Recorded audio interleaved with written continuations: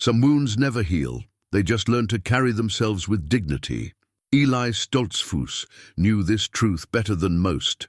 As he stood on Jack Morrison's struggling Pennsylvania farm, his wife's empty chair still waiting at home after 3 long years, the weathered farmer offered any animal for free. "Pick whatever you want," he said, but Eli pointed to the massive black draft horse standing alone, the one everyone called dangerous and untrainable. Jack warned him the beast had hurt 3 men and trusted no one. But Eli saw something familiar in those dark eyes, the same loneliness that stared back at him from his bedroom mirror each morning. Sometimes the most broken things understand each other best. What happens when an old Amish widower decides that maybe healing isn't meant to be a solitary journey? Before we jump back in, tell us where you're tuning in from, and if this story touches you, make sure you're subscribed, because tomorrow I've saved something extra special for you. The morning. Sun cast long shadows across the rolling hills of Lancaster County as Eli Stoltzfus performed his daily ritual of solitude. At 68, his hands moved with the practiced efficiency of decades, milking the 3 remaining cows, collecting eggs from hens that seemed to lay fewer each passing month, and tending to a garden that Martha once filled with laughter and the rustle of her cotton dress. The empty rocking chair on his porch had become both anchor and torment. Martha's chair, positioned to catch the afternoon sun she loved so dearly, remained exactly as she'd left it 3 years, 2 months, and 16 days ago. Not that Eli was counting. The faded blue cushion still held the gentle depression where she'd spent countless evenings shelling peas, mending clothes, and sharing the comfortable silence that only comes after 42 years of marriage. Martha's recipe box sat untouched in the kitchen, its worn wooden corners testament to the thousands of meals she'd prepared with love and precision. Inside, her careful handwriting filled index cards with instructions for pot roast, apple butter, and the cinnamon rolls that had made their small farmhouse a gathering place for neighbors and family alike. Eli hadn't opened the box since the funeral. The thought of seeing her notes, "Add extra vanilla, Eli loves it sweet," or "Remember to save some for Samuel's children," felt like reopening wounds that had barely begun to scab over. His daily routine had become a meditation in monotony. Up before dawn, chores completed in silence, breakfast consisting of whatever required the least preparation. The chickens had learned not to expect the scraps Martha used to save, and the barn cats had grown thin, waiting for the milk she always poured for them in chipped saucers. Even the land seemed to sense the absence of her nurturing touch. The vegetable garden, once Martha's pride, had dwindled to a few rows of practical crops. Potatoes, beans, carrots, nothing that required the gentle coaxing she'd given her flowers. The Amish community of Cedar Creek had watched Eli's withdrawal with the patient concern that marked their way of life. They brought casseroles in the early months, invited him to barn raisings and community dinners, offered subtle suggestions about remarriage that he deflected with polite gratitude and stubborn silence. His brother Samuel, 10 years younger and blessed with 6 children who filled his house with noise and purpose, visited weekly with increasingly worried expressions. "You're withering away, brother," Samuel had said just the week before, his weathered hands gesturing toward Eli's increasingly sparse frame. "Martha wouldn't want this for you. She'd want you to live, not just exist." Eli had nodded and offered coffee, changing the subject with the skill of a man who'd perfected the art of deflection. He understood Samuel's concern, even appreciated it, but grief was not something to be rushed or reasoned away. It was a companion that demanded respect, patience, and time, qualities that seemed in short supply among well-meaning friends who wanted to see him move on. The irony was not lost on him that Martha had been the one who possessed the gift for healing broken things. Injured birds, abandoned kittens, even the occasional lost soul who found their way to her kitchen table. All had benefited from her gentle persistence and intuitive understanding of what creatures needed to mend. She'd tried for years to heal the one thing that had caused them both the deepest sorrow, their inability to have children. The monthly disappointments, the visits to specialists who spoke in clinical terms about possibilities and probabilities, the gradual acceptance that their love would not multiply into the large family they dreamed of in their youth. But Martha had found ways to channel her maternal instincts. She'd become the unofficial grandmother to Samuel's children, the neighbor who always had time to bandage scraped knees and listen to childhood troubles. Their home had remained open to anyone needing shelter, comfort, or simply a kind word. She'd made their childless marriage feel not like a void, but like a different kind of fullness. Now, alone in the house that echoed with memories, Eli struggled to find purpose in the mundane tasks that filled his days. The community continued to function around him, children growing, couples marrying, families expanding, while he remained frozen in the moment. Martha's heart had simply stopped beating on an ordinary Tuesday morning in March. It was Samuel who had mentioned Jack Morrison's farm sale, though he'd presented it as a casual observation rather than a suggestion. "Old Morrison's finally selling off his livestock," he'd said, while helping Eli repair a section of fence that had stood perfectly fine for 20 years. "Heard he's giving away whatever doesn't sell. Man's been struggling since his boy died." The comment had planted a seed that grew quietly over the following days. Eli found himself thinking about Jack Morrison, a man he knew only by reputation as someone who'd kept to himself even more than most farmers. The Morrison place sat on the outskirts of the county, a sprawling operation that had once been prosperous before time, and tragedy had taken their toll. Perhaps it was the shared experience of loss that drew Eli to make the 40-minute buggy ride to Morrison's farm on that particular morning. Or maybe it was Martha's voice, still clear in his memory, reminding him that sometimes the best way to heal one's own wounds was to tend to someone else's. The Morrison farm showed the telltale signs of a man overwhelmed by circumstances beyond his control. Fences sagged under the weight of neglect, outbuildings bore the weathered grey of wood too long without paint, and the main house seemed to hunker down against the elements like a creature resigned to suffering. But the land itself remained good, rolling pastures that spoke of better times, and a red barn that, while shabby, stood solid against the morning sky. Jack Morrison emerged from the house as Eli's buggy approached, and the two men studied each other with the careful assessment of creatures who'd learned to be wary of unexpected visitors. Jack was clearly older than Eli, perhaps 75, with shoulders that had once been powerful, but now curved inward as if protecting a wounded chest. His clothes were clean, but worn, and his eyes held the particular weariness that comes from fighting battles on too many fronts. "Morning," Jack said, his voice carrying the rough courtesy of a man who'd forgotten how to make small talk, but remembered his manners. "You hear about the animals?" Eli nodded, climbing down from his buggy with the deliberate movements of a man who'd learned to conserve energy for tasks that mattered. "Samuel mentioned you might have some livestock available." "Everything's free," Jack said bluntly. "Keeping what I can't give away would just be cruel to the animals and foolish for me. Farm's being sold next month." As they walked toward the various paddocks and pens, Eli observed the animals with Martha's eye for creatures in need. There were goats that seemed healthy enough, a few sheep that would provide good wool, chickens that still had laying years ahead of them, and a gentle mare whose calm temperament would suit an older man's needs.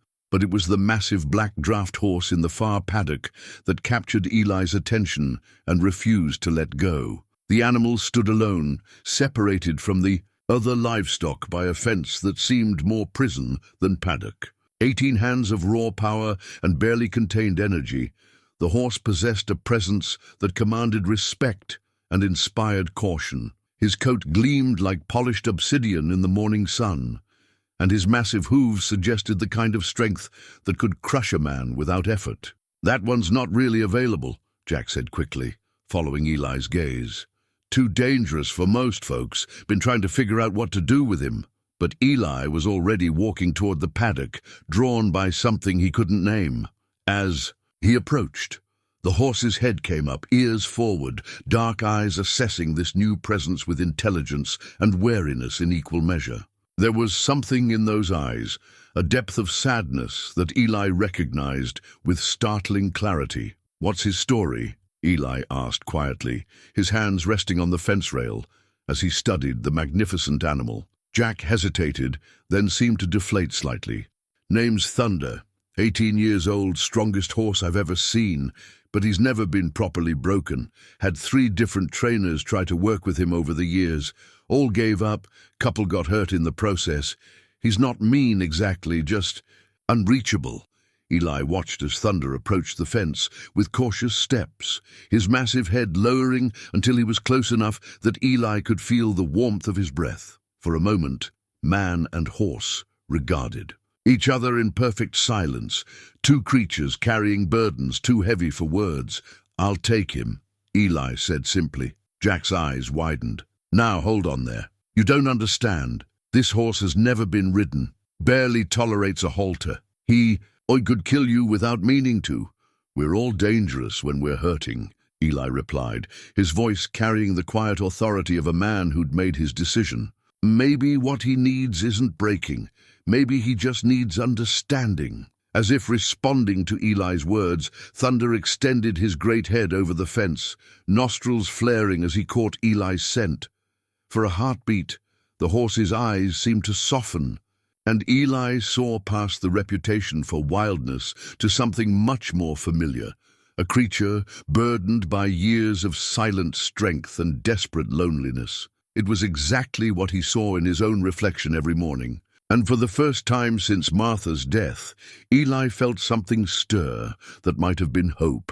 The afternoon sun slanted through the windows of Eli's farmhouse as he prepared for Thunder's arrival. Jack had insisted on delivering the horse himself, partly out of concern for Eli's safety, and partly, Eli suspected, out of curiosity about how this unlikely partnership might unfold.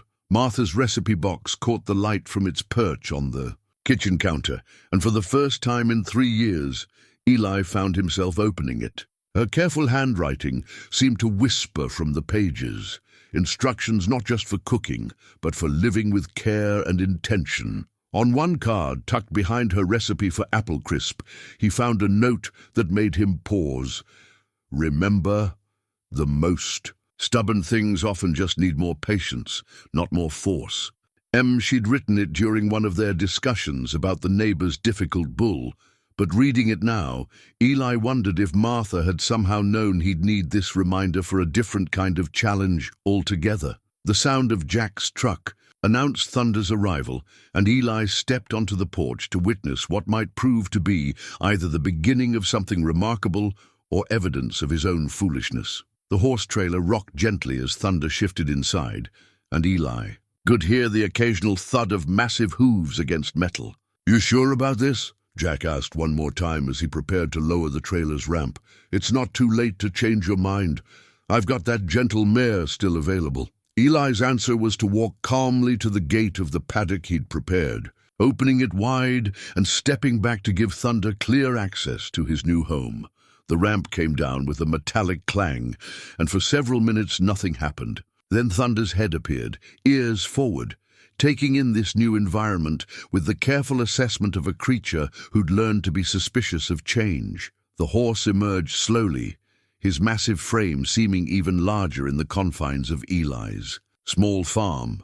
Every line of his body spoke of power held in careful check, and his dark eyes swept the area with intelligence and wariness. When his gaze settled on Eli, standing quietly by the paddock gate, something seemed to shift in the animal's demeanor.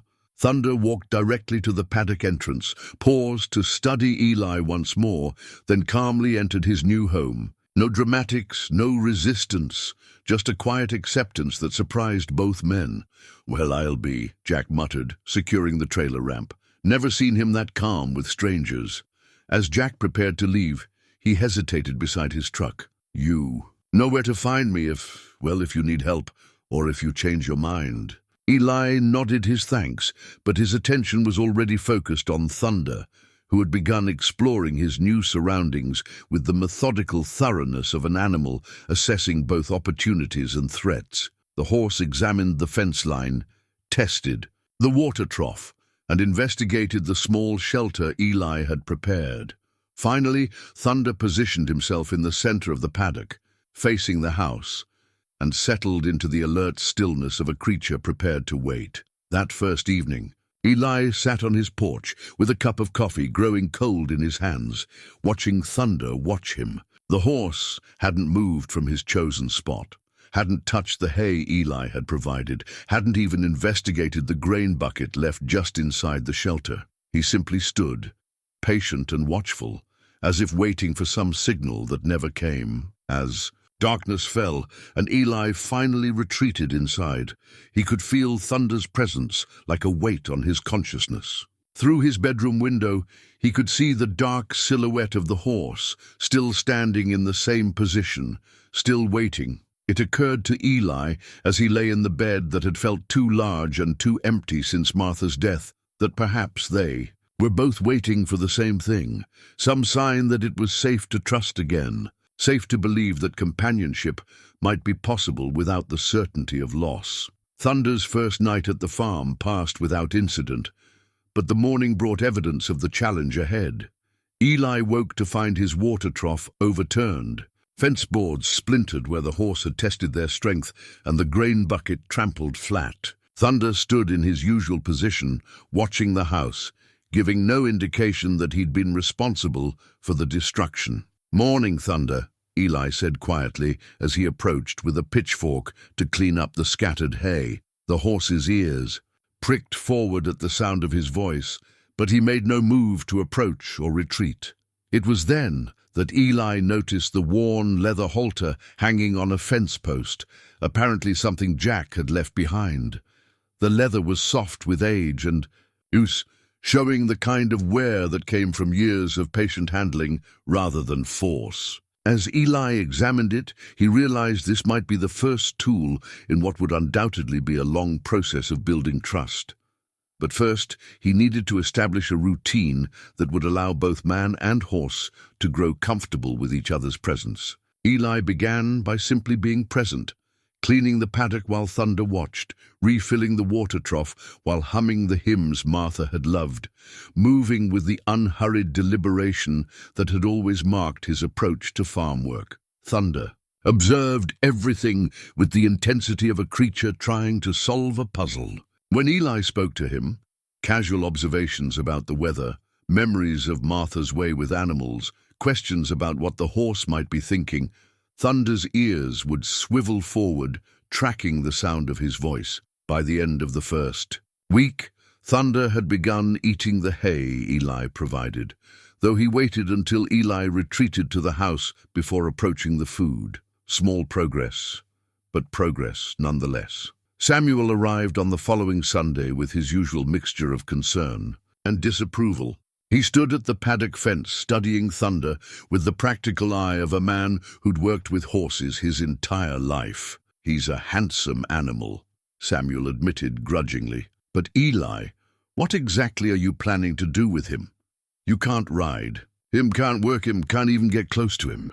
What's the point?" Eli considered the question, while Thunder regarded them both with alert attention. "Maybe the point isn't what I can do with him," he said finally.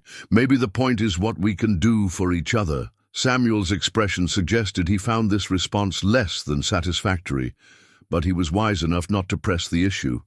Instead, he helped Eli repair the fence boards Thunder had damaged, working in companionable silence while the horse observed their cooperation with what seemed like growing interest. It was Samuel who noticed the change first. "Look at that," he said quietly, nodding toward Thunder. "He's moved closer." Indeed, Thunder had gradually shifted position during their work, drawn perhaps by the calm rhythm of their activity or the low murmur of their conversation. He now stood only a few feet from the fence, close enough that Eli could see the individual whiskers around his muzzle and the intelligent curiosity in his dark eyes. "Easy, boy," Eli murmured, continuing to work while Thunder watched. Just a couple of old men fixing fence, nothing to worry about. Thunder's response was to take another step closer, his massive head lowering until he could investigate the scent of the new lumber. For a moment, man and horse existed in the same space, without fear or tension, connected by the simple act of shared presence. When Samuel finally climbed into his buggy to head home, he paused to look back at Eli and Thunder, still separated by the fence but somehow less alone than they'd been a week before.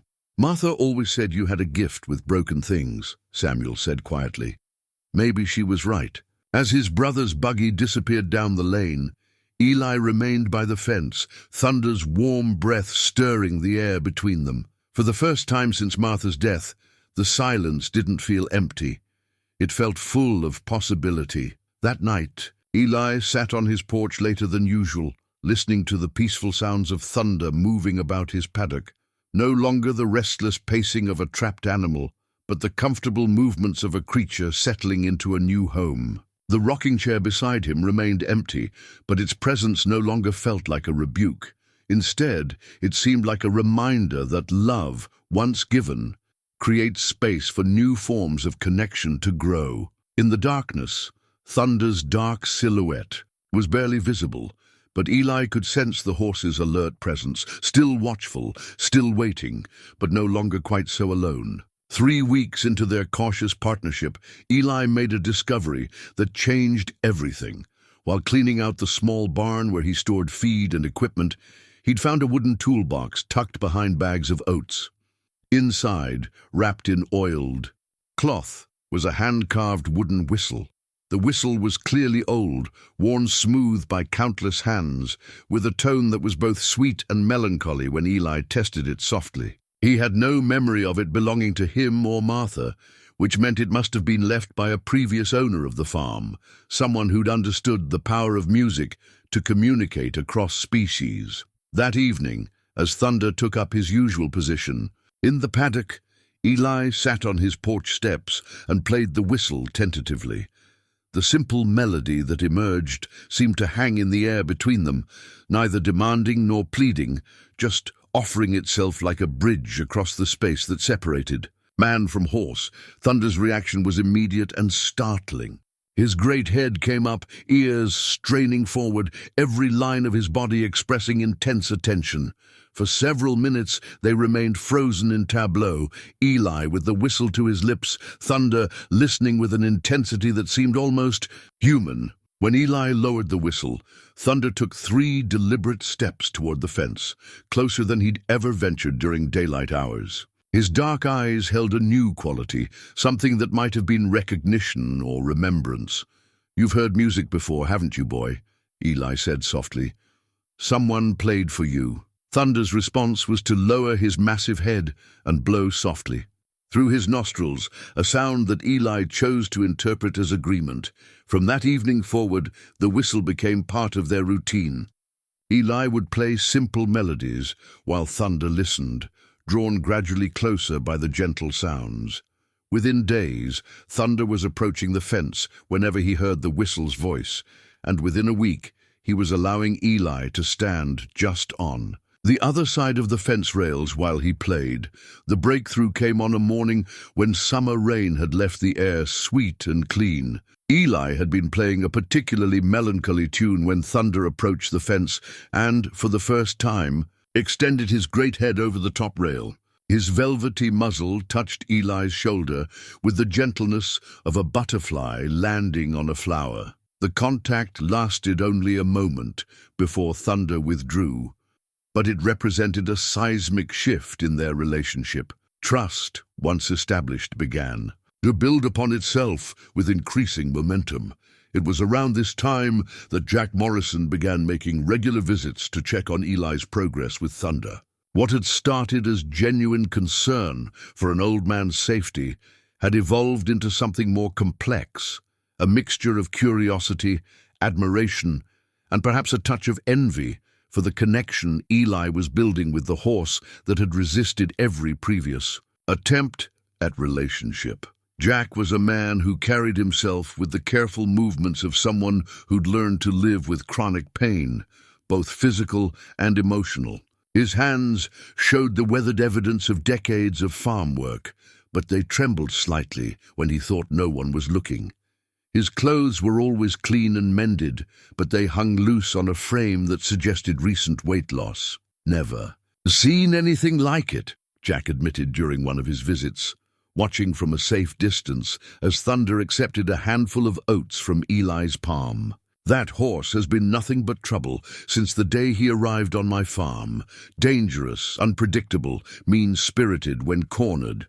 Look at him now." Indeed, Thunder had transformed from the wild-eyed creature of reputation into something approaching a gentle giant. He still possessed all his power and independence, but these qualities were now tempered by trust and increasingly affection for the quiet man who had approached him with patience rather than force. "What was he like when he first came to you?" Eli asked, genuinely curious about Thunder's history. Jack's expression darkened, and he was quiet for so long that Eli thought he might not answer. Finally he spoke, his voice rough with emotions he'd clearly worked hard to suppress. "He belonged to my son Michael," Jack said quietly. "Michael had a way with horses, could gentle the wildest colt you ever saw. Thunder was his pride and joy, bred and raised right here on the farm. They were partners, you might say, worked together every day for 3 years. The silence stretched between them, while Thunder, oblivious to the weight of the conversation, investigated a butterfly that had landed on the fence post. "What happened to Michael?"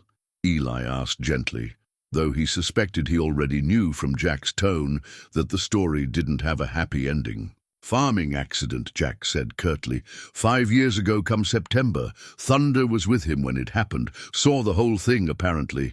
After that," he shrugged, the gesture encompassing years of difficulty and disappointment. "Horse just went wild. Wouldn't let anyone near him, fought every attempt to work with him. Vets said it was trauma, that animals can grieve just like people. But grief doesn't pay bills or keep farms running." Understanding dawned on Eli like sunrise after a long night. Thunder's wildness hadn't been meanness or poor training. It had been grief, pure and simple. The horse had lost his partner, his purpose, his entire understanding of how the world was supposed to work. No wonder he'd resisted every attempt to break him or force him into submission. He hadn't needed training. He'd needed time to heal. "That's why you were willing to give him away," Eli said. It wasn't a question. Jack nodded, his jaw tight with old pain. "Couldn't stand to look at him, if I'm being honest. Every time I saw Thunder, I saw Michael. Easier to just not deal with it." Now Eli understood the true weight of what Jack had given him, not just a difficult horse, but a living reminder of his own loss. The generous gesture of "free to a good home" had been as much about Jack's need to be free of painful memories as about finding Thunder a suitable place to live. "He's healing," Eli said simply, watching as Thunder investigated the new bag of apples Jack had brought as an offering. "We both are, I think." Jack's smile was sad, but genuine. "Martha would be proud of what you're doing here." "How did you know Martha?" Eli asked, surprised. "She came by the farm a few times over the years. Always had a kind word. Always interested in the animals." She asked about Thunder specifically, said she could see the sadness in his eyes. Jack paused. "Said she hoped someone would have the patience to help him work through it." The revelation that Martha had seen Thunder, had recognized his need for healing, felt like a message from beyond, confirmation that Eli's instincts about the horse were sound, that this unlikely partnership had her blessing.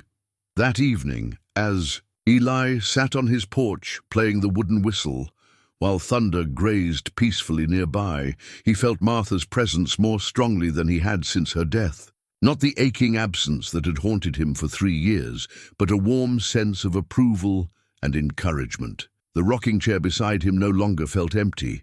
It felt expectant, as if waiting for the next chapter of a story that was far from finished. In his paddock, Thunder raised his great head and gazed toward the porch, his dark eyes reflecting the last light of day. For a moment, the three of them, Man, horse, and memory existed in perfect harmony, connected by the invisible. Threads of love that bind all creatures who dare to trust again. The morning Eli discovered Martha's garden gloves in the barn marked another turning point in his relationship with Thunder. The gloves were tucked away in a corner where Martha used to store her gardening tools, forgotten in the aftermath of her death and his subsequent neglect of anything that reminded him too painfully of her presence. The leather was soft and supple, shaped by Martha's hands and marked with the honest stains of soil and plant sap. As Eli pulled them on, he was transported back to countless mornings when he'd found her kneeling among her flowers, humming softly while she coaxed beauty from the earth with patience and love. Thunder seemed to sense something different about Eli that morning as he approached the paddock wearing Martha's gloves. The horse's usual careful assessment was replaced by something more like curiosity, and when Eli extended his gloved hand, Thunder didn't hesitate to investigate with his soft muzzle. "These belonged to someone special," Eli said quietly, as Thunder explored the familiar scents that clung to the worn leather. Someone who understood that growing things takes time and care. Perhaps it was coincidence. Or perhaps Martha's gentle spirit somehow lingered in the gloves she'd worn with such purpose. But from that day forward, Thunder's trust in Eli deepened markedly. The horse began allowing physical contact beyond the brief touches he'd previously tolerated, first accepting the weight of Eli's gloved hand on his neck, then gradually permitting longer periods of gentle grooming and eventually standing calmly. While Eli worked around him in the paddock, it was during one of these peaceful grooming sessions that Jack arrived with an unexpected offer. "I've been thinking," Jack said without preamble, settling his considerable weight against the fence rail while Thunder accepted Eli's ministrations with increasing relaxation. "This farm's getting too big for me to handle alone, and you seem to have more success with problem cases than anyone I've ever met." Eli paused in his brushing, unsure where the conversation was heading, but sensing its importance by the careful way Jack was choosing his words. "What I'm proposing," Jack continued, "is a partnership of sorts. I've got land, equipment, and experience. You've got—" He gestured toward Thunder, who was now resting his massive head on Eli's shoulder in a display of trust that still amazed. "Both men, whatever it is you do that makes impossible things possible." The offer was generous and practical, but Eli sensed deeper currents beneath Jack's words. The older man's visits had become increasingly frequent, and his interest in Thunder's progress seemed to go beyond mere curiosity. There was something lonely about Jack Morrison, something that resonated with Eli's own recent experience of isolation. "What exactly did you have in mind?" Eli asked, continuing to brush Thunder's gleaming coat while considering the implications of Jack's proposal. "Well," Jack said, warming to his subject, "I've got 40 acres going to waste, a barn that's mostly empty, and equipment I can't properly maintain on my own anymore. You've got skills I obviously lack when it comes to handling difficult animals.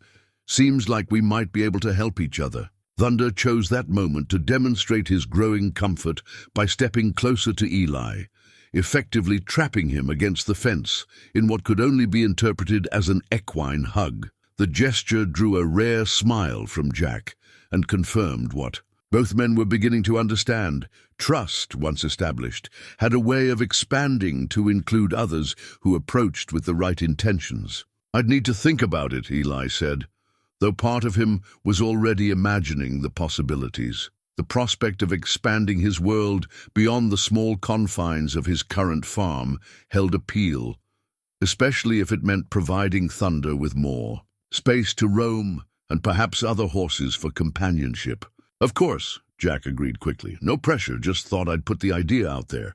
But as Jack prepared to leave, he hesitated beside his truck, clearly wrestling with something more he wanted to say. "The truth is," he said finally, "I'm getting too old to pretend I can handle everything alone, and watching what you've accomplished with Thunder, well, it reminds me that some problems can't be solved with stubbornness and pride.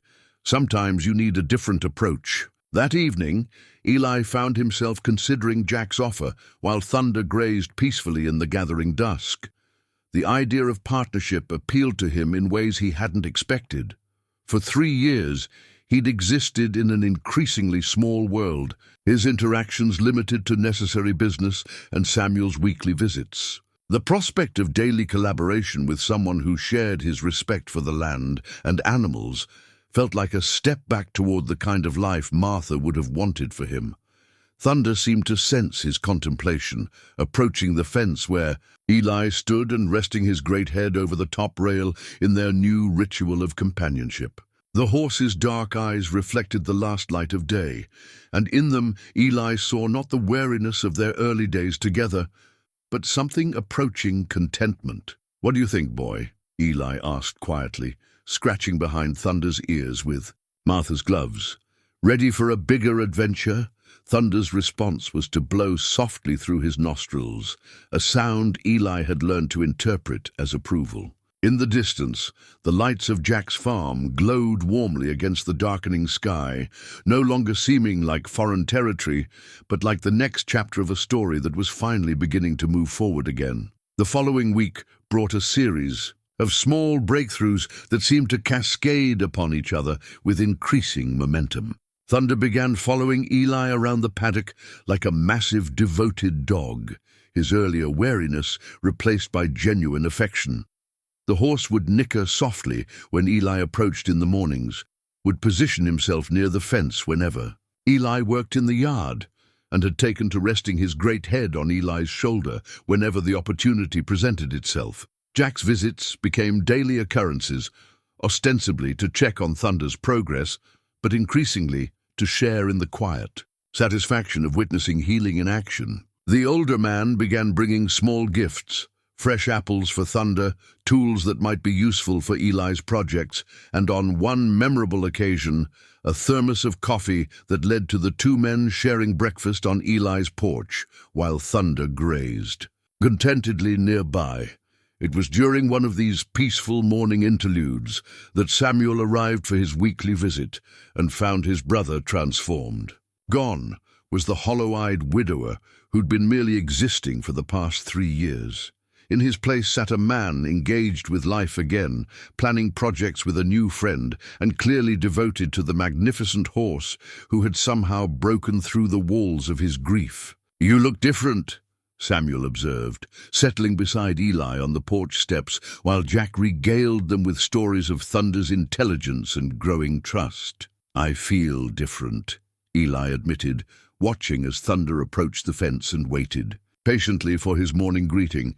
"Seems like broken things can mend themselves, given the right circumstances." Samuel's smile was warm with genuine approval. "Martha would be pleased to see you making new connections. She always worried about you being alone." The mention of Martha's name no longer brought the sharp stab of pain it once had. Instead, Eli felt her presence like a gentle benediction, approving of the path he'd chosen and the friendship he'd found in both Thunder and Jack. As the 3 men sat in comfortable companionship, Thunder positioned himself at the fence where he could observe them all, his dark eyes holding the contentment of a creature who had found his place in the world again. The early morning light caught the sheen of his black coat and the gentle curve of his neck as he lowered his head to graze, no longer the wild, untouchable animal of reputation, but a partner in the quiet miracle of healing that had brought them all together.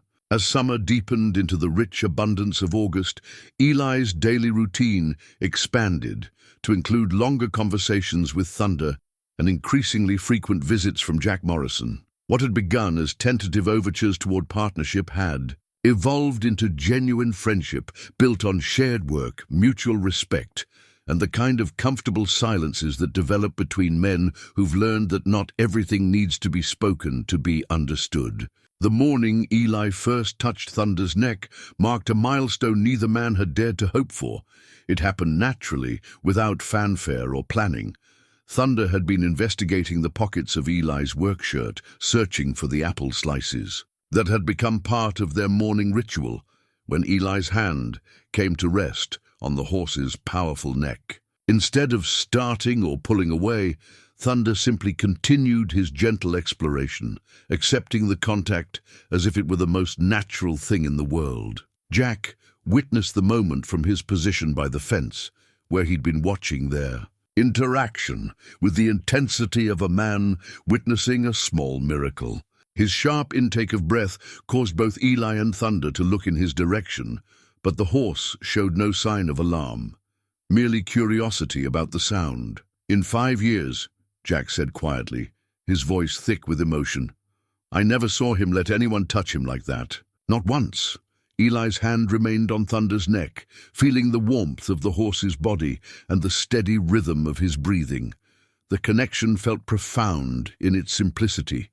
Two creatures who had found their way to trust despite everything in their histories that argued against it. It was then that Jack began to share more of his own story, starting with fragments that emerged during their working sessions together and gradually building into a fuller picture of a man who carried more than his share of regret and unresolved grief. Jack Morrison had served 2 tours in Vietnam as a young man, returning home to a country that seemed unable to decide whether its returning soldiers were heroes or pariahs. The GI Bill had helped him buy the farm where he'd planned to build. A quiet life raising crops and livestock, far from the noise and complexity of the world that had sent him to war. But the peace he'd sought had proven elusive.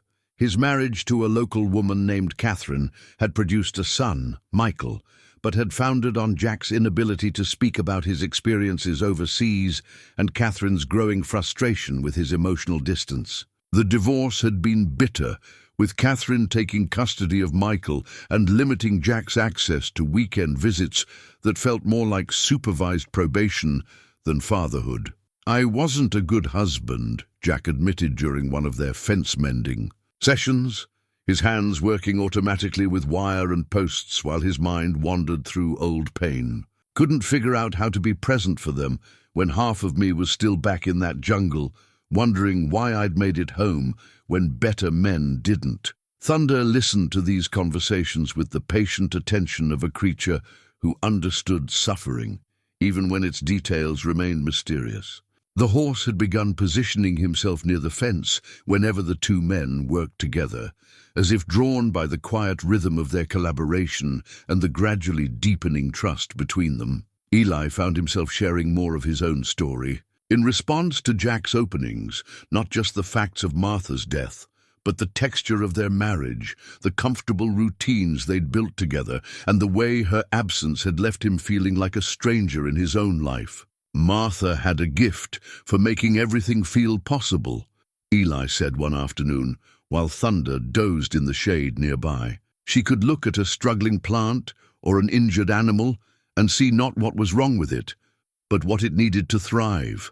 I think that's what I miss most, not just her company, but her way of seeing hope in broken things." Jack nodded with understanding.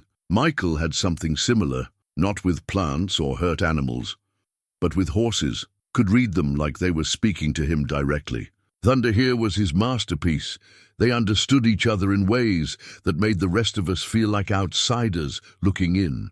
The revelation that Thunder had been Michael's special project added new layers to Eli's understanding of both horse and man. Jack's pain wasn't just about losing his son, but about losing the bridge that had connected him to something beautiful and pure in a world that had shown him too much ugliness. It was Jack who suggested they might try putting a halter on Thunder, not for control, but simply to begin the process of reintroducing him to the tools of partnership. The leather halter he'd left behind weeks earlier still hung on its post, worn soft by years of use and carrying the subtle scents of Michael's hands. This was Michael's work halter, Jack admitted, as he retrieved it from the fence post. "He made it himself from leather we tanned right here on the farm. Thunder wore it every day for 3 years. The significance wasn't lost on Eli. If Thunder accepted the halter, it would represent more than just progress in training. It would be a step toward healing for both horse and man, an acknowledgement. The tools of partnership need not be instruments of loss. Thunder's reaction to the sight of the familiar halter was immediate and complex. His ears pricked forward in recognition, but his body tensed with what might have been painful memory. He approached the fence where Jack held the leather, extended his muzzle to investigate, then withdrew quickly, as if the scent carried too much history. "Easy, boy," Eli murmured, entering the paddock with deliberate calm. "No one's going to force anything on you. We're just offering." It took 3 days of patient introduction before Thunder allowed the halter to be slipped over his head, and when it finally happened, the moment was witnessed by both men with the reverence due to a small miracle. Thunder stood quietly as Eli adjusted the familiar straps, his dark eyes holding a quality that seemed almost like remembrance. "Michael would be proud," Jack said quietly, his voice carrying years of suppressed emotion. He always said Thunder was the smartest horse he'd ever known. With the halter in place, Thunder's demeanor seemed to shift subtly. The tool he'd once associated with daily work and partnership with his beloved Michael now connected him to a new form of companionship with Eli, and increasingly with Jack. It was as if some part of his identity as a working horse had been restored.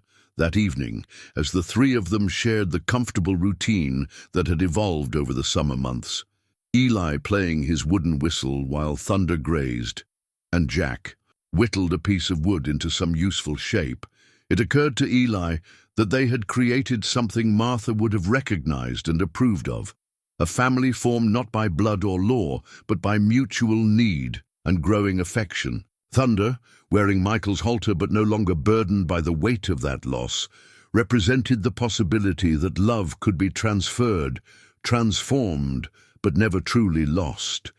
Jack, still carrying his emotional scars, but no longer crushed by their weight, had found a way to honor his past while building toward a different future. And Eli, still wearing Martha's garden gloves, but no longer paralyzed by grief, had discovered that healing often happens not in isolation, but in community. The empty rocking chair on his porch no longer felt like a rebuke or a shrine. It felt like a reminder that love, once given, creates space for new forms of connection to grow, not as replacement, but as continuation of the same generous spirit that had first taught him how to care for broken things. As night settled over the farm, and Thunder settled into his comfortable routine of evening grazing, Eli realized that for the first time since Martha's death, he was looking forward to tomorrow, not just enduring it or surviving it, but actually anticipating what it might bring.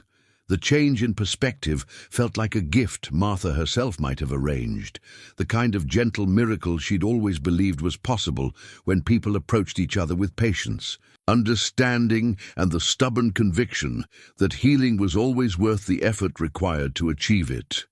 The breakthrough with the halter had opened new possibilities in Thunder's training, but more importantly, it had deepened the bond between all three members of their unlikely family. Jack began spending entire days at Eli's farm, helping with projects that ranged from essential repairs to improvements that were more about companionship than necessity. It was during one of these extended working sessions that Jack shared the story of his military service and the burden he'd carried for more than 50 years. They were reinforcing a section of fence that Thunder had tested during his early days, when Jack paused in his work, pulled out his wallet, and several old military dog tags fell onto the ground between them. The tags were worn smooth with age and handling, their edges softened by decades of being carried like worry stones. As Jack hurriedly gathered them up, Eli caught a glimpse of names and dates that clearly weren't Jack's own.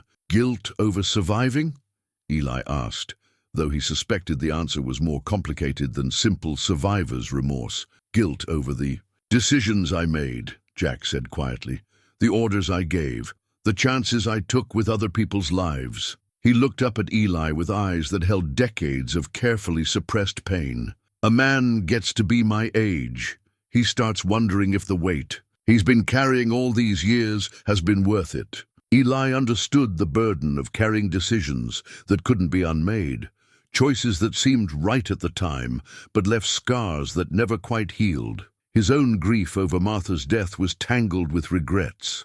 Words he should have spoken. Time he should have spent differently. Small acts of love he'd assumed would always be available tomorrow. Martha used to say that guilt is just love with nowhere to go, Eli said finally. Maybe the real question isn't whether the weight is worth carrying, but what to do with all that love you still have for people who can't receive it anymore. Thunder chose that moment to extend his head over the fence, his soft muzzle brushing against Jack's shoulder in a gesture of comfort that surprised them both. The horse had been wary of Jack during his early visits, never hostile but always maintaining careful distance.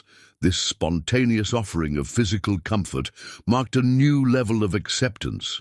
Jack's reaction was immediate and profound.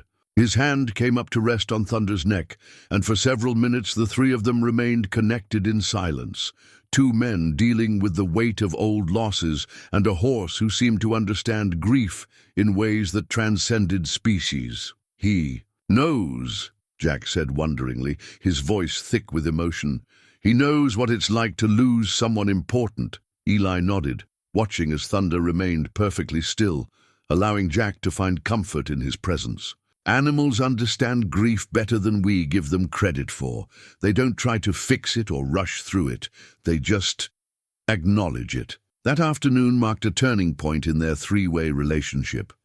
Jack began staying longer during his visits, helping with farm chores and sharing stories about his son Michael that he'd kept locked away for 5 years. Thunder, in turn, became more accepting of Jack's presence, eventually allowing the older man to help with his daily care. The horse's transformation continued to amaze both men.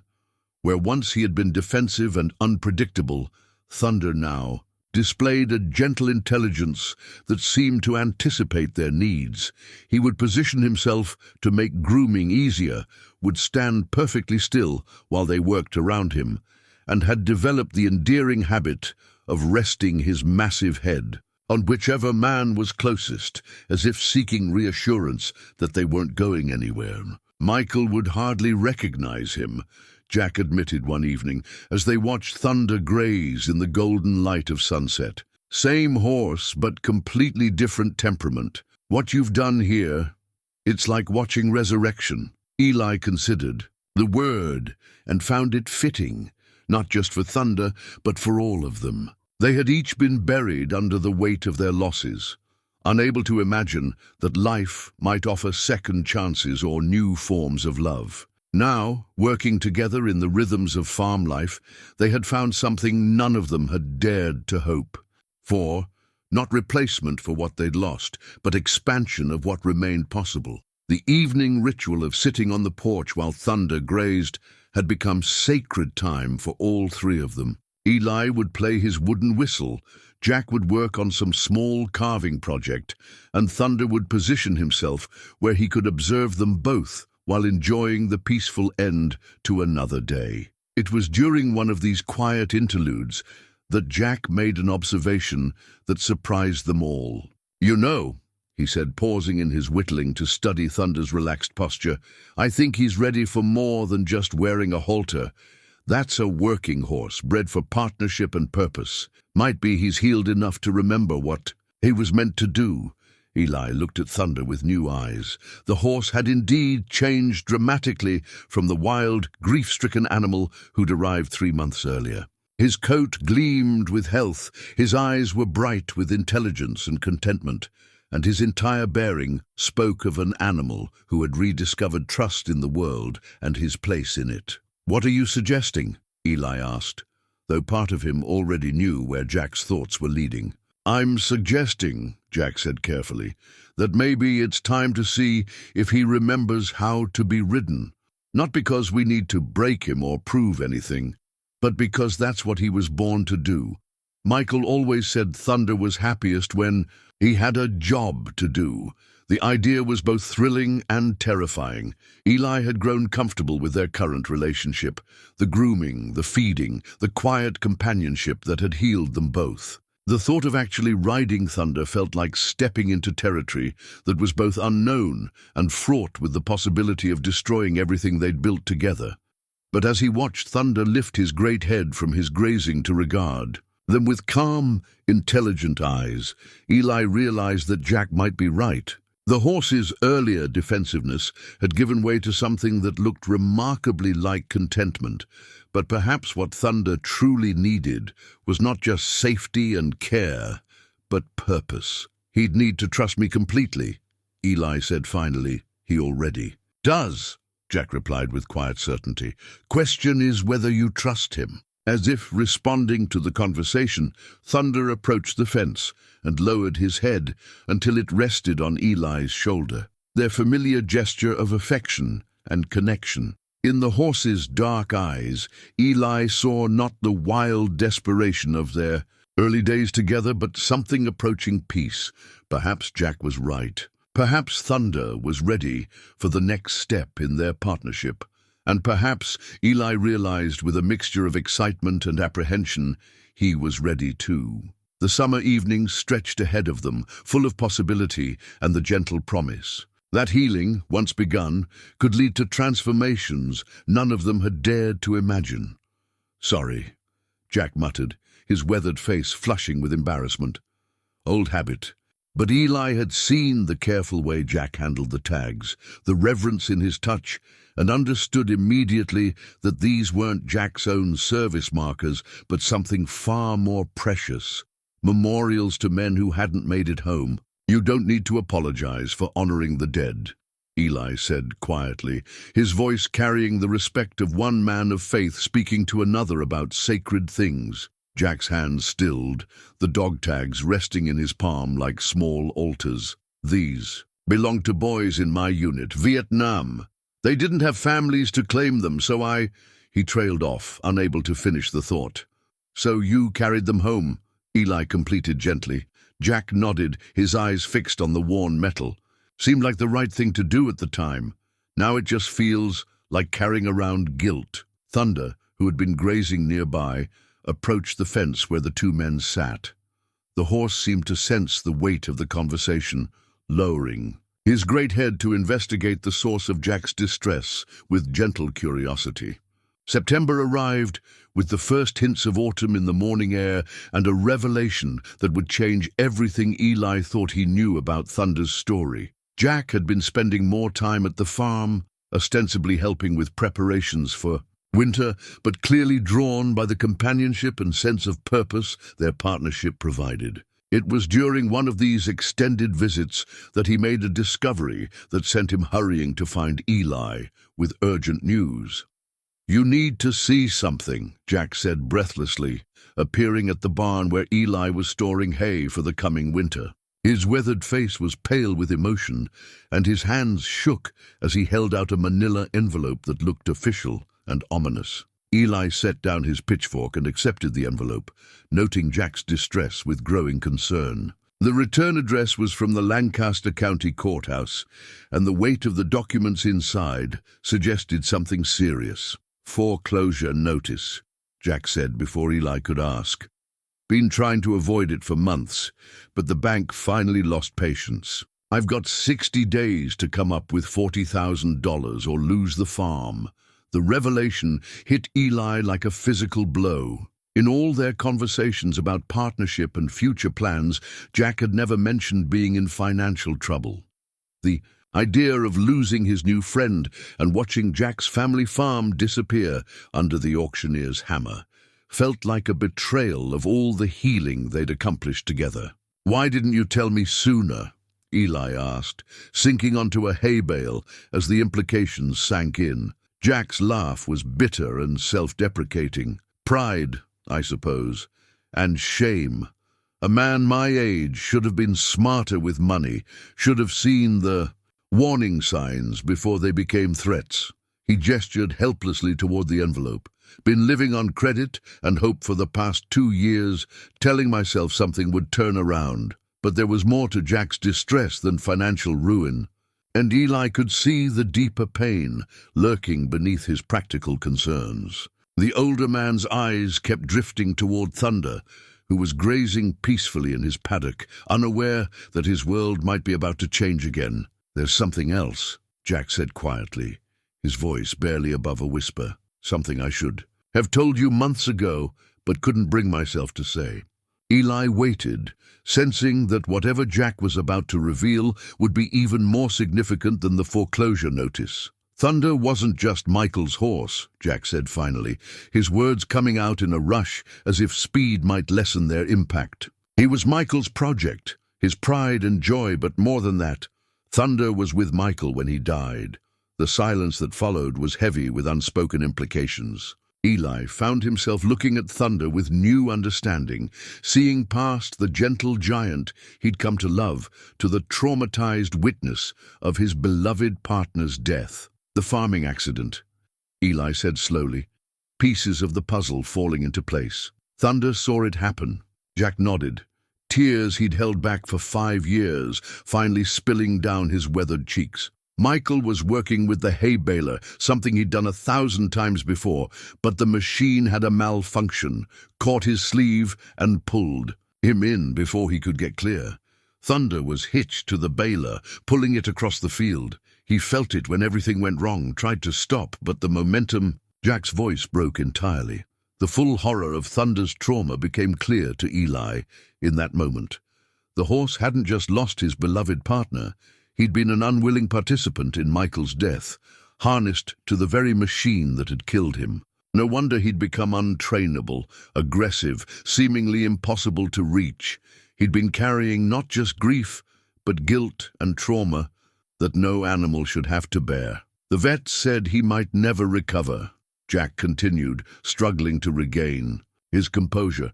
Said animals can develop something like post-traumatic stress, just like soldiers, but I couldn't stand to look at him after that. Every time I saw Thunder, I saw Michael being pulled into that machine, heard the sounds. He shuddered. So I tried to have him trained, tried to find ways to make him useful again, but nothing worked. He'd become violent whenever anyone tried to harness him to anything. Understanding flooded through Eli like a tide. Thunder's resistance to traditional training methods, his wariness of being controlled or forced into submission, his deep-seated need for gentle patience rather than dominance. It all made perfect sense now. The horse hadn't been difficult or stubborn. He'd been traumatized beyond most people's ability to comprehend. "That's why you gave him to me," Eli said, the final piece of the puzzle sliding into place. "Not just because you couldn't stand the memories, but because you knew he needed something different than what anyone else could give him." Jack nodded miserably. "I heard about Martha, about how she had a way with hurt creatures. And when I saw you that day at the farm, something about the way you looked at Thunder, I hoped maybe you could help him in ways I never could. But there was still more to the story, and Jack's continued agitation suggested the worst was yet to come. "The foreclosure isn't just about money," Jack said finally. "The bank's been pressuring me to sell for months, but there's a development company that wants the land. They've offered to buy Thunder specifically. They heard about his bloodlines, want to use him for breeding stock." His voice dropped to a whisper. "They don't care about his trauma or his needs. They just see valuable genetics and profit potential." The threat to Thunder's well-being galvanized Eli in ways that surprised him with their intensity.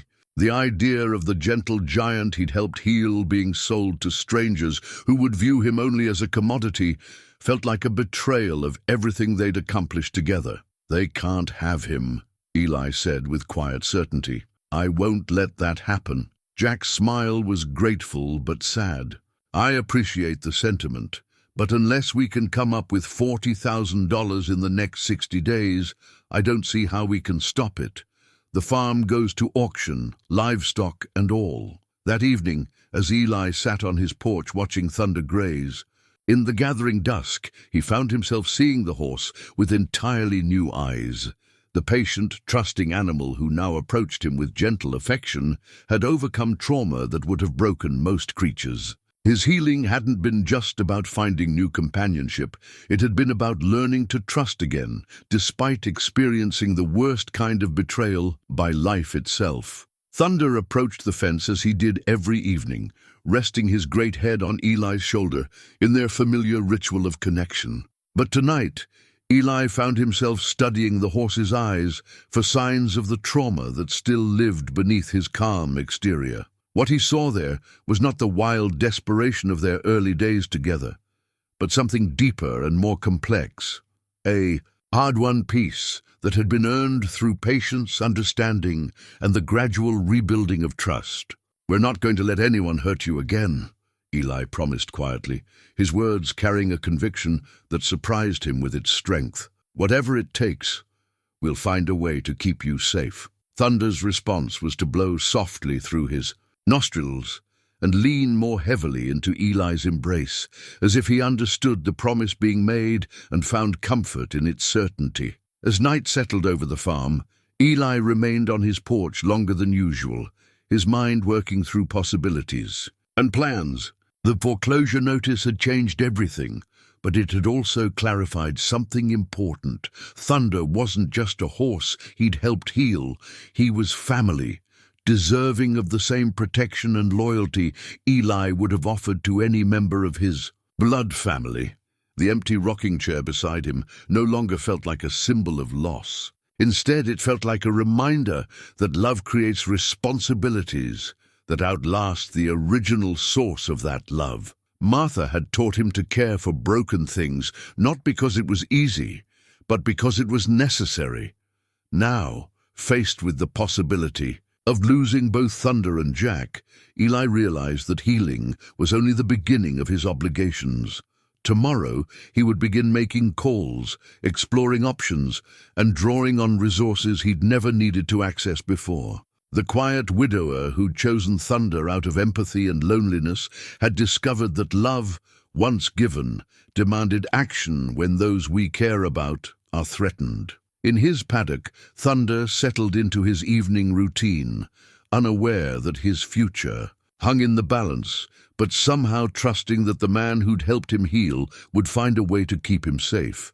It was a trust Eli was determined to prove worthy of, no matter what sacrifices might be required. The morning after Jack's revelation found Eli sitting at his kitchen table before dawn, Martha's recipe box open before him as he searched for more than cooking instructions. Hidden among her carefully written cards, he found what he'd been hoping for, but had forgotten existed: a small bank book documenting the modest savings account Martha had maintained separately from their joint finances. "For emergencies or opportunities," she'd always said when he'd questioned the need for separate savings.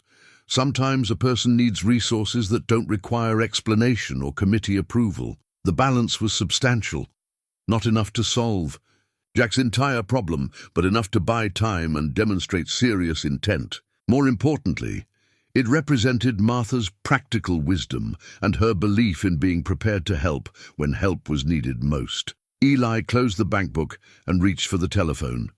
His first call going to Samuel. His brother listened with increasing amazement as Eli explained the situation with Jack's farm and his own intention to intervene financially. $40,000 is a significant amount of money, Samuel said carefully. "Are you certain this is wise?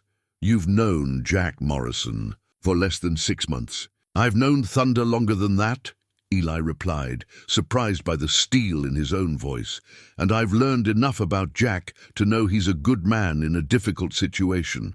Sometimes helping others is the best way to help ourselves." Samuel was quiet for a long moment. "Martha always said you had more generous heart than practical sense. She also said that was one of the things she loved most about you." His sigh carried across the phone line. "What do you need from me?" The conversation that followed established Samuel as an ally rather than an obstacle.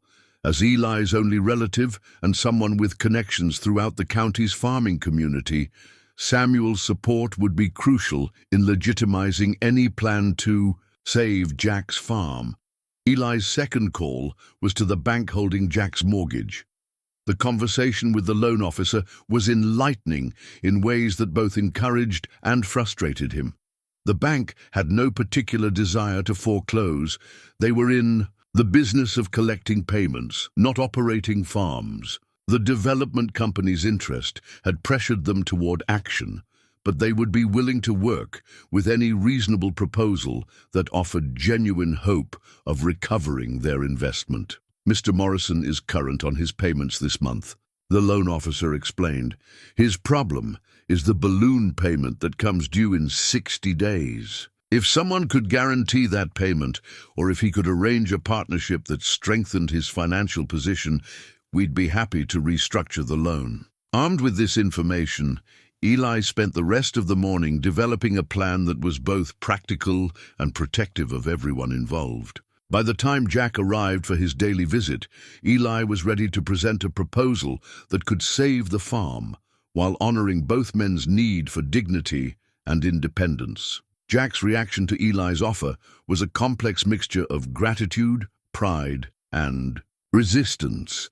The idea of accepting financial help from a friend he'd known for such a short time violated every instinct he'd developed during decades of fierce independence. "I can't let you risk your savings on my poor judgment," Jack said, his weathered hands gripping his coffee cup as if it were an anchor. $40,000 is probably everything you have put aside. "Not everything," Eli said truthfully, "but a substantial portion. And I'm not proposing to give it to you. I'm proposing a partnership that protects both our interests." The plan Eli outlined was elegantly simple. He would purchase a 50% interest in Jack's farm for $40,000, enough to satisfy the balloon payment and restructure the remaining debt. Jack would retain operational control and continue living on the property, while Eli would provide Thunder with expanded grazing area and gain the working partnership they'd already been discussing. "It's what we've been moving toward anyway," Eli pointed out. "This just makes it official and solves the immediate crisis." Jack's objections were predictable but heartfelt. He worried about Eli's financial security, questioned whether the farm was worth the investment, and expressed concern about disrupting the comfortable rhythm they'd established.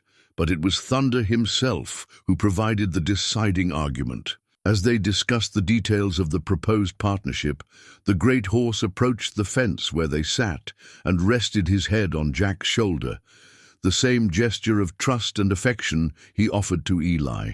The symbolism wasn't lost on either.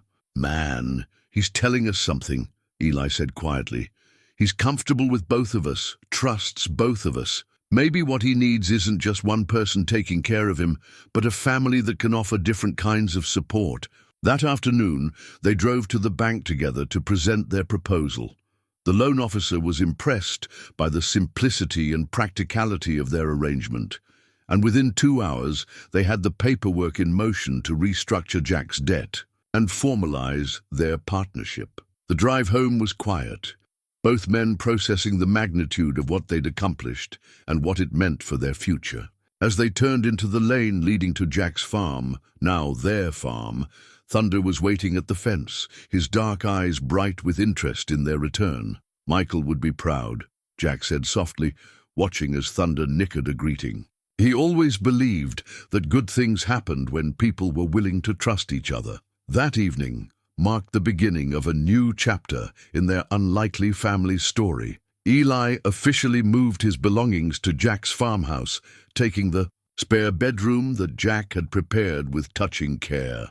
Thunder was introduced to the larger pastures and the barn where he'd been born, though he seemed most content in whichever area offered the best view of his human companions. The transition wasn't without its challenges. 3 men, if one counted Thunder as the emotional intelligence he surely possessed, learning to share space and responsibilities required patience and compromise. Jack had to adjust to having someone else involved in daily decisions about his farm, while Eli had to learn the rhythms and requirements of a larger operation. But the benefits quickly became apparent. The farm had space for Thunder to roam and explore in ways that Eli's small property had never allowed. Jack had companionship and practical help with tasks that had become increasingly difficult for him to manage alone. And Eli had purpose and partnership that filled the void Martha's death had left in his life. Most importantly, Thunder thrived in his expanded environment. The horse, who had once been considered dangerous and untrainable, now served as the gentle center of their daily routines. He would follow Jack during morning chores, spend afternoons grazing while Eli worked in the expanded garden he'd established in Martha's memory, and position himself each evening where he could observe both men as they planned the next day's work. The community's reaction to their partnership was largely positive, though tinged with the kind of gentle skepticism that greeted any departure from traditional ways. Samuel visited frequently, gradually developing his own relationship with both Jack and Thunder. Other neighbors stopped by with increasing frequency, drawn by curiosity about the unlikely friendship and staying to appreciate the obvious contentment that had settled over the previously struggling farm. It was during one of these community visits that the subject of Thunder's future was first seriously discussed. A neighbor mentioned seeing the horse wear a halter and wondered whether he might eventually return to useful work. "He's a draft horse," the neighbor observed practically. "Bred for labor, not just to be a pasture ornament. Seems a shame to waste. All that strength and training." Jack and Eli exchanged glances, both thinking of the conversations they'd been having about Thunder's readiness for increased responsibility. The horse had clearly healed from his trauma, but the question remained whether he was ready to trust humans with the level of vulnerability that came with being ridden. "We've been thinking about that," Eli admitted, "but it would have to be done carefully, with respect for what he's been through. Michael always said Thunder was the smartest horse he'd ever worked with," Jack added quietly. "If anyone could overcome what happened to him, it would be Thunder." As autumn deepened and the farm settled into the rhythms of preparation for winter, the question of Thunder's readiness became more pressing. Not because of any external pressure, but because the horse himself seemed to be asking for increased engagement with his human partners. Thunder had begun positioning himself near the equipment barn when Jack worked on machinery repairs, had started following Eli around the property like a massive, devoted dog, and had developed the habit of investigating any tack or equipment left within his reach. His behavior suggested not just comfort with his surroundings, but genuine interest in participating more fully in the work of the farm. The evening Jack suggested they attempt to saddle Thunder, the proposal hung in the air between them like a challenge and an opportunity. They'd come so far together, built so much trust, that the next step seemed both inevitable and terrifying. "If we're going to try," Eli said finally, "it should be with Michael's saddle. If Thunder's going to accept being ridden again, it should be with equipment that carries good memories instead of trauma." Jack's eyes brightened with emotion at the suggestion. "I've been saving it all these years, hoping." The saddle's in the barn, exactly where Michael left it. As they sat on the porch in the gathering dusk, Thunder grazing peacefully before them, both men understood that they were approaching a moment of truth that would determine not just Thunder's future, but the full scope of their partnership and the extent of healing that was possible for all of them. The empty rocking chair that had traveled with Eli from his old farm no longer seemed out of place in its new setting. Instead, it served as a reminder that some things were worth preserving through transitions, and that love, once given, could adapt to new circumstances while retaining its essential character. Tomorrow would bring either triumph or setback, but tonight they could rest in the satisfaction of having come this far together. Three creatures who had found their way to trust, despite everything in their histories that argued against it. The morning of reckoning arrived with crystal-clear October air and the kind of autumn light that made everything seem both precious and temporary. Eli woke before dawn, his stomach tight with anticipation and anxiety about what the day might bring. In the kitchen, he found Jack already awake, sitting at the table with 2 cups of coffee and the quiet demeanor of a man preparing for something momentous. "Sleep well?" Jack asked, though both men knew the answer. "About as well as you did," Eli replied, accepting the coffee and settling into the chair that had become his usual spot. Through the window, they could see Thunder in his pasture, alert and watching the house as if he sensed that today would be different from their established routine. After breakfast, they walked together to the old equipment barn where Michael's saddle had waited in careful storage for 5 years. Jack's hands trembled slightly as he lifted the tack from its resting place, and Eli could see the weight of memory in every gesture. The saddle was beautiful in its simplicity, well-crafted, leather that had been lovingly maintained despite years of disuse. Michael's initials were tooled into the cantle, and the stirrups showed the wear patterns of a young man who had spent countless hours in partnership with his beloved horse. "He made this himself," Jack said quietly, running his fingers along the smooth leather. "Spent 2 winters learning from old Heinrich Müller, the harness maker. Said if Thunder was going to carry him, he deserved tack that was made specifically for him." The weight of carrying Michael's saddle to Thunder's paddock felt like a sacred responsibility. Both men understood that they were not just attempting to ride a horse, but honoring the memory of a young man whose love for Thunder had shaped both their lives in ways they were only beginning to understand. Thunder's reaction to seeing the saddle was immediate and complex. His ears pricked forward in recognition, and he approached the fence with steps that were both eager and cautious. When Jack held the saddle where Thunder could investigate it, the horse extended his muzzle and breathed deeply, his nostrils flaring as he processed scents that carried 5 years of stored memory. For a long moment, Thunder stood perfectly still, his dark eyes fixed on the saddle with an intensity that seemed almost human. Then slowly he lowered his great head until his muzzle touched the leather, and both men heard him blow softly through his nostrils, the sound they'd learned to interpret as approval or contentment. "He remembers," Jack whispered, his voice thick with emotion.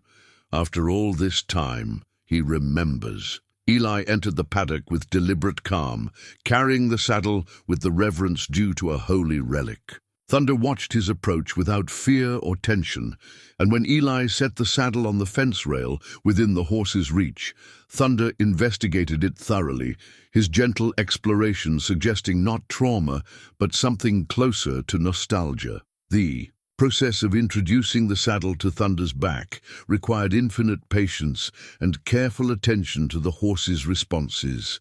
First, Eli simply laid the saddle blanket across Thunder's back, allowing him to grow accustomed to the weight and feel of fabric against his coat. Thunder stood quietly, occasionally turning his head to observe the proceedings, but showing no signs of distress. Next came the saddle itself, positioned carefully and secured with straps that Eli tightened gradually, pausing frequently to gauge Thunder's comfort level. Throughout the process, Jack stood nearby, offering quiet encouragement and sharing memories of Michael's patient approach to training. "Michael always said that Thunder could sense intention," Jack murmured as they worked. "If your heart was right, if you approached him with respect instead of dominance, he would give you everything he had to give." The moment of truth arrived, when the saddle was fully secured and Thunder stood quietly, accepting its weight without resistance. Both men held their breath as Eli approached Thunder's left side, his hand resting on the horse's powerful neck while he prepared to mount. But before Eli could place his foot in the stirrup, something extraordinary happened. Thunder turned his great head to look directly at him, and in those dark eyes, Eli saw not fear or uncertainty, but what could only be described as invitation.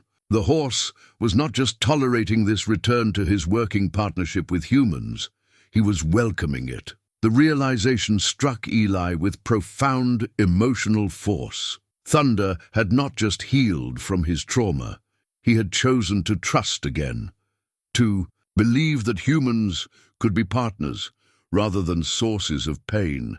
The magnitude of that choice, the courage it represented, left Eli momentarily overcome with the weight of responsibility and gratitude. "He's ready," Eli said quietly, his voice steady despite the emotions churning within him. "More than ready. He's been waiting for this."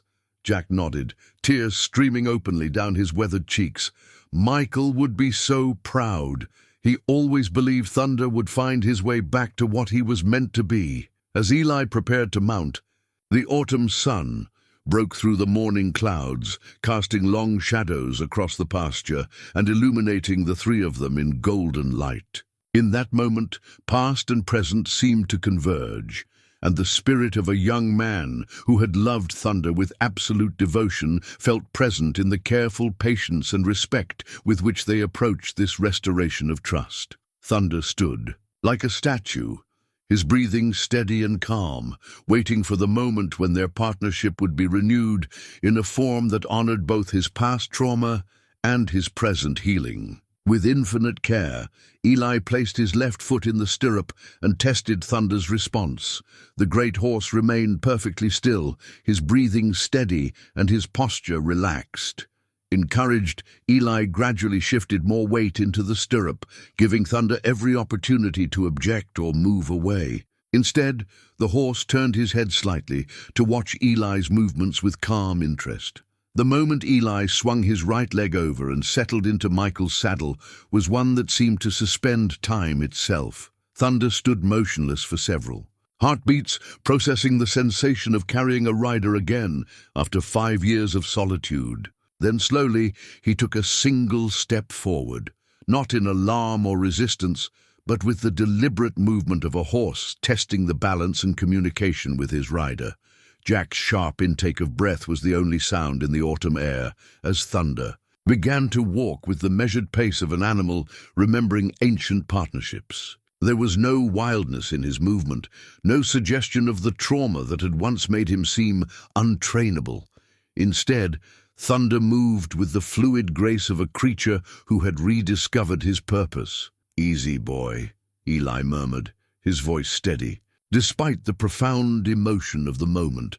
"Just like old times, isn't it?" Thunder's response was to blow softly through his nostrils and extend his stride slightly, carrying Eli around the paddock with increasing confidence. The horse's gait was smooth and controlled, his head carried proudly as if he understood the significance of what they were accomplishing together. As they completed their first circuit of the paddock, Eli became aware of movement beyond the fence. Samuel had arrived and stood beside Jack, both men watching with expressions of wonder and deep satisfaction. But more surprising were the other figures gathering along the fence line, neighbors who had somehow heard about this morning's attempt and had come to witness what many had thought impossible. Word had spread through the tight-knit farming community, with the speed that significant events always traveled in rural areas. Here was the Amish widower who had gentled the untrainable horse, the old soldier who had found peace through partnership,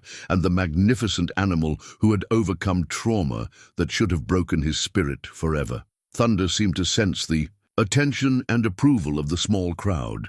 His steps became more animated, his head higher, as if he were showing off for an audience that appreciated his transformation. When Eli gently guided him toward the fence where Jack stood, Thunder approached without hesitation, allowing his former owner to rest a hand on his neck while Eli remained in the saddle. "He's magnificent," Samuel said quietly, his voice filled with admiration for both horse and rider. Martha would have loved to see this. The mention of Martha's name brought a different quality to Eli's emotions.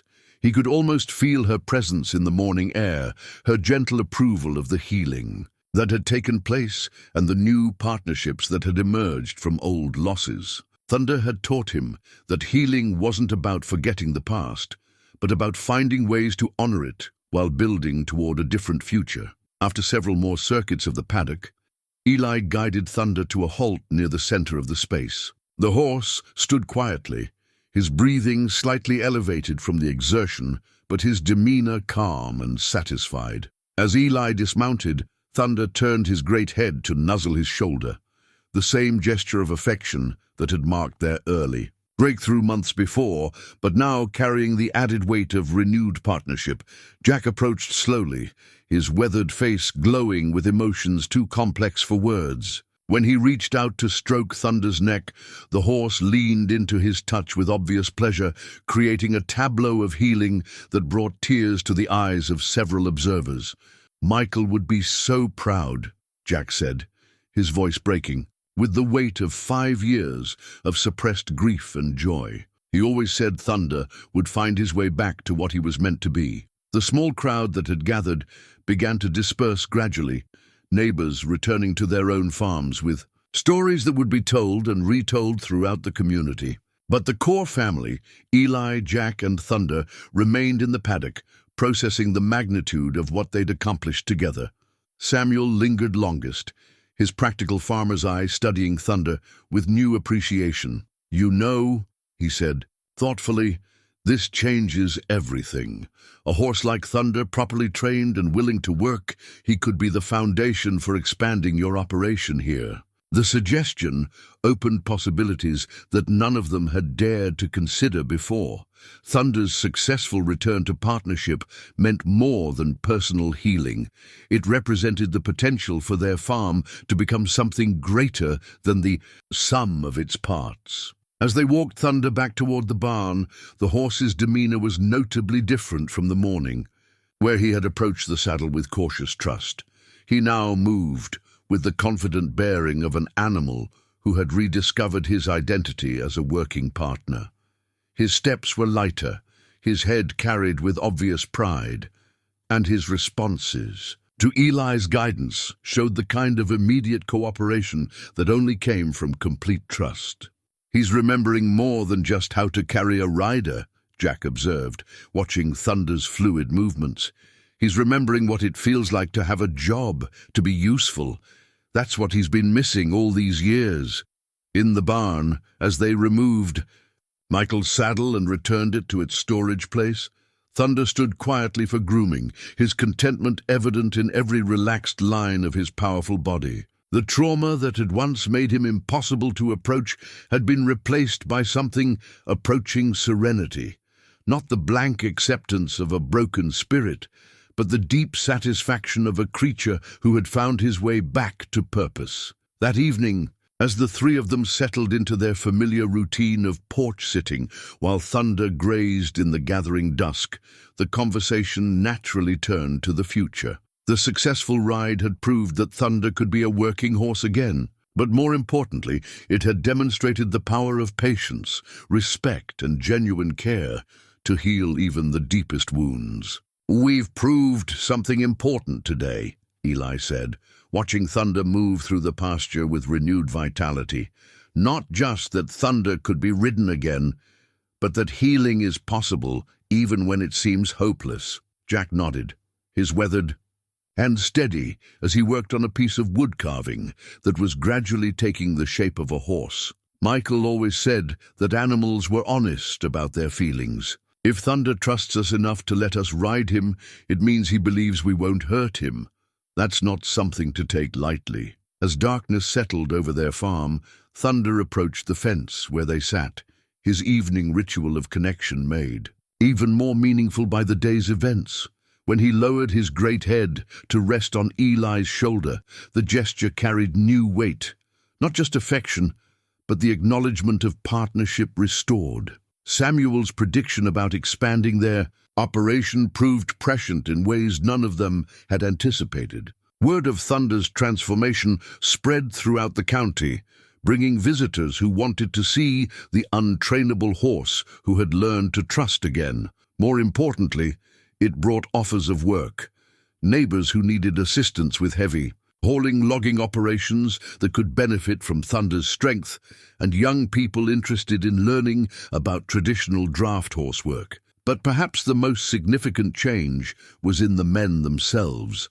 Jack had found his way back to the confidence and purpose that military service and family tragedy had nearly destroyed. Eli had discovered that Martha's legacy lived not in preserving the past unchanged, but in applying her lessons about healing to new relationships and challenges. And Thunder, magnificent in his restored dignity, had become living proof that trauma need not define the remainder of a life. His willingness to trust again, to accept partnership despite having every reason to remain defensive, served as inspiration not just to his human companions, but to everyone who witnessed his transformation. As the three of them prepared to end their perfect day, Thunder positioned himself where he could observe both men, his dark eyes reflecting the last light of evening. In those eyes, there was no longer any trace of the wild desperation that had once made him seem dangerous. Instead, there was peace, purpose, and the quiet confidence of a creature who had found his place in the world again. The empty rocking chair that had traveled from Eli's old farm no longer seemed like a memorial to loss. It had become a symbol of continuity, a reminder that love, once given, creates space for new forms of connection to grow and flourish, honoring the past while embracing the future's possibilities. 6 months after Thunder's triumphant return to partnership, the farm bore little resemblance to the struggling operation Jack had nearly lost to foreclosure. A new wooden sign at the gate read, "Stoltzfus and Morrison Farm," in hand-carved letters, that Jack had crafted during the long winter evenings, each curve and angle shaped with the pride of a man who had found his way back to purpose and partnership. The spring morning found Eli and Jack working side by side in the expanded garden that had become a living memorial to Martha's nurturing spirit. What had begun as a few practical rows of vegetables had grown into something approaching her original vision. Orderly beds of herbs and vegetables interspersed with flowers that served no purpose beyond bringing beauty to their daily lives. Thunder grazed peacefully in the large pasture that stretched beyond the garden, no longer alone, but accompanied by 2 gentle mares that Jack had acquired to provide the great horse with equine companionship. The sight of Thunder moving among his new herdmates with calm authority spoke to the complete healing that had transformed him from a traumatized, isolated animal into a confident leader. "Hard to believe it's only been a year since you first laid eyes on him," Jack observed, pausing in his weeding to watch Thunder investigate something in the far corner of the pasture. "Sometimes I think he's a completely different horse." "Not different," Eli corrected gently, his hands working automatically with the soil that had become as familiar as the rhythms of his old farm. "Just healed. He was always magnificent. He just needed time and the right kind of care to remember it himself." The transformation extended far beyond Thunder's individual healing. Their partnership had created opportunities neither man had imagined possible. The farm now offered services to neighbors who needed assistance with heavy work, provided training for young people interested in learning traditional draft horse skills, and had become something of a pilgrimage site for people dealing with their own forms of trauma and recovery. Samuel arrived as they finished their morning garden work, his weekly visits having evolved from worried check-ins to genuine family gatherings. His relationship with Jack had deepened into the kind of friendship that bridged their different backgrounds and experiences, united by their shared affection for Eli and admiration for what had been accomplished. "Thunder's got visitors again," Samuel reported with amusement, nodding toward the pasture where a young family stood at the fence, their children wide-eyed with wonder at the massive horse who approached them with gentle curiosity rather than the aggression his reputation had once suggested. These spontaneous visits had become common as word of Thunder's story spread throughout the county and beyond. Parents brought children to see the horse who had learned to trust again. Couples struggling with their own relationships came seeking inspiration from the unlikely partnership that had saved both man and animal, and veterans dealing with trauma found hope in Thunder's patient journey back to wholeness. "We should charge admission," Jack joked, though his tone carried pride rather than complaint. "Turn this place into a proper tourist attraction." But they all knew that Thunder's gift to their community couldn't be measured in monetary terms. The great horse had become a living symbol of healing and second chances, his transformation serving as proof that patience and genuine care could overcome even the deepest wounds. The afternoon brought a surprise visitor that filled all 3 men with particular satisfaction. Michael's former girlfriend, Sarah, now married with children of her own, had driven from the neighboring county specifically to see Thunder. She stood at the pasture fence with tears streaming down her face as Thunder approached and allowed her to touch his neck, the same gesture of greeting he'd once shared with Michael. "He remembers me," she whispered, her voice thick with emotion. "After all these years, he actually remembers." Jack's conversation with Sarah lasted for over an hour, sharing memories of Michael and marveling at Thunder's complete transformation. When she finally prepared to leave, she carried with her a small carving Jack had made, a miniature horse that captured Thunder's essential spirit and dignity. "Michael would be so happy to know Thunder found peace," she said as she climbed into her car. "He used to say that horse had enough love in him for a dozen people, if only someone could help him feel safe enough to share it." That evening, as spring settled into the comfortable routine of longer days and warmer nights, the three partners gathered on the porch for their familiar ritual of reflection and planning. Thunder positioned himself at the fence, where he could observe them all, his presence a calming constant in their daily lives. Eli found himself thinking about the journey that had brought them to this point, the grief and isolation that had driven him to Jack's farm sale, the patient work of building trust with a traumatized horse, and the unexpected friendship that had grown into true family bonds. Martha's recipe box still sat in its place of honor in the kitchen, but it was no longer a shrine to the past. Instead, it had become a working collection that Jack and Eli consulted regularly, Martha's careful notations guiding their cooking and her philosophy of patient nurturing, informing their approach to everything from gardening to animal care. "You know what I think Martha would say about all this?" Eli asked as they watched Thunder move through his evening routine with obvious contentment. "What's that?" Jack replied, his hands busy with another carving project that would eventually join the growing collection of wooden animals he crafted during their quiet hours. "I think she'd say we proved that love doesn't end with death. It just finds new ways to grow and flourish. Thunder taught us that healing isn't about forgetting the past, but about finding ways to honor it while building something new." As if responding to the mention of his role in their healing, Thunder approached the fence and extended his great head over the rail in their familiar evening greeting. His dark eyes, which had once held such pain and wariness, now reflected the deep contentment of a creature who had found his place in the world. The rocking chair that had traveled from Eli's old farm now held Jack's barn jacket thrown carelessly over its arm after a long day of shared work. The chair no longer symbolized emptiness or loss, but the comfortable rhythms of a home where multiple lives intersected in harmony and mutual support. In the gathering dusk, Thunder settled into his evening grazing with the two mares who had become his devoted companions, his transformation complete not just in terms of his own healing, but in his role as leader and protector of others. The horse, who had once been too damaged to trust,